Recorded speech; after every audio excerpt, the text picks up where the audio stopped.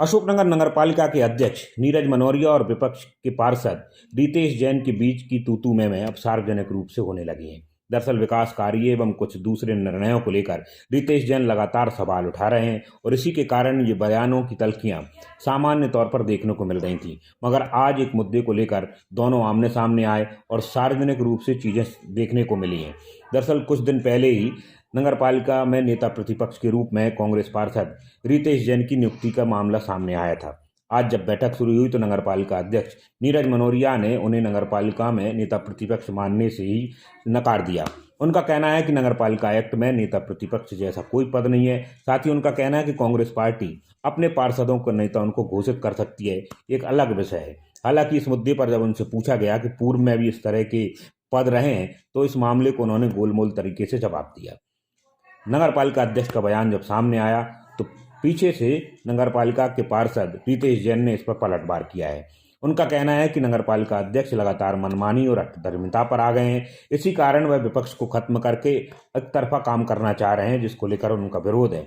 नगरपालिका में नेता प्रतिपक्ष वाले मुद्दे पर उनका कहना है कि पूर्व में भी बीजेपी के द्वारा नगरपालिका अध्यक्ष के साथ साथ नेता प्रतिपक्ष घोषित करने की परंपरा रही है और कुछ लोगों ने जो बीजेपी के कार्यकर्ता या पार्षद रहे हैं उन्होंने बाकायदा नेता प्रतिपक्ष के रूप में काम भी किया है, मगर कांग्रेस के नेता प्रतिपक्ष को बीजेपी मानने से ही मना कर रही है।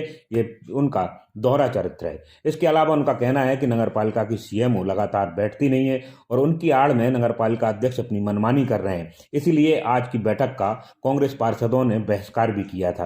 हालांकि एक कांग्रेस पार्षद बैठक में पहुंची ही थी। ये अलग मुद्दा है, इसको लेकर विस्तार से बात होगी। बहरहाल नेता प्रतिपक्ष वाले मुद्दे को लेकर दोनों नेताओं का क्या कहना है, सुनिए।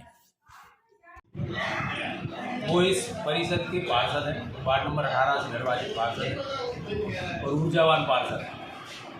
कांग्रेस ने पिछले दिन एक पत्र जारी किया, मैंने अखबारों में पढ़ा है कि कांग्रेस ने उनको नेता प्रति बनाया है। नगर पालिका एक्ट में कहीं भी प्रतिपक्ष का नेता नहीं होता है। वो उनके पार्षद दल के नेता हो सकते हैं, लेकिन सदन में नेता प्रतिपक्ष नहीं। जब जो पिछली परिषद रही उनमें भाजपा ने नेता प्रतिपक्ष बनाए थे क्या? कभी नहीं बनाए। मैं 1999 की परिषद में था।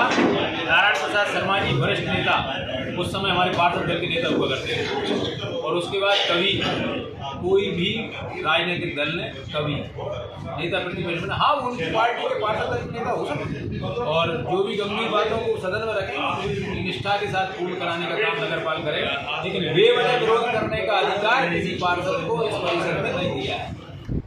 अध्यक्ष महोदय का ये कहना कि नगरपालिका में कोई नेता प्रतिपक्ष नहीं होता तो ये गलत है।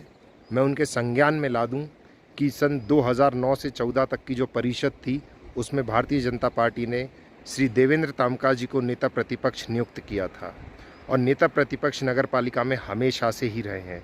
परंतु समस्या ये है कि अध्यक्ष महोदय सीएमओ के माध्यम से अपनी मनमानी कर रहे हैं, बिना कोई टेंडर जारी किए भूमि पूजन करवा रहे हैं और भी अन्य बहुत सारी चीज़ें हैं जहाँ पर मनमानी की जा रही है।